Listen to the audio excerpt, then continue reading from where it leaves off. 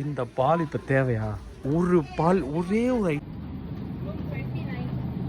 அதாவது ஒரு பால் வாங்குறதுக்கு நம்ம வால்மார்ட் வரைக்கும் வந்திருக்கோம்.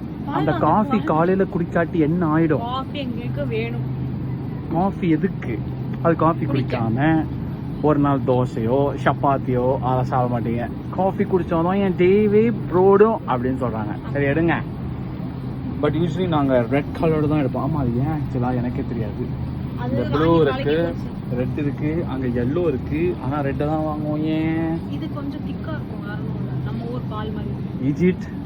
பட் ஆனஸ்ட்லி வால்மார்ட் வந்தீங்கன்னா தயவுசெய்து ஒன்றுக்காக வாங்க வந்தீங்கன்னா ஓகே. ஜென்ரலாக to you like going Walmart? ஆமாம், தயவுசெய்து போயிடாதீங்க. இங்கே போங்க. இங்கே நல்ல நல்ல சில சீப் க்ளோத்ஸ்லாம் இருக்கும். இந்த சைட் ஆஃப் செக்ஷனுக்கு நீங்கள் டெஃபினெட்லி போகலாம். ஆனால் இந்த சைட் ஆஃப் த செக்ஷன் போனீங்கன்னா ஒன்றுமே இருக்காது. வாங்கிடாதீங்க. எக்ஸாக்ட்லி. ஒரு ஐட்டம் வாங்குறதுக்கு எவ்வளவு லைன் நிற்கணும்? Walmart real Canadian traffic after 3 PM madam. இந்த ஒரு பால் இல்லைன்னா நம்ம வாழ்க்கையே ஏதோ பாலாக போய்டுன்ற மாதிரி பேசு.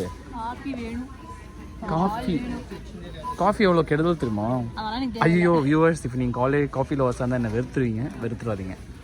காஃபி இஸ் குட், பட் அப்படியே டெய்லி குடிக்கிற அளவுக்குலாம் காஃபி வந்து நல்லா இல்லை, கெடுதல் அப்படி இப்படின்னு சொல்லிக்கிட்டே இருக்காரு.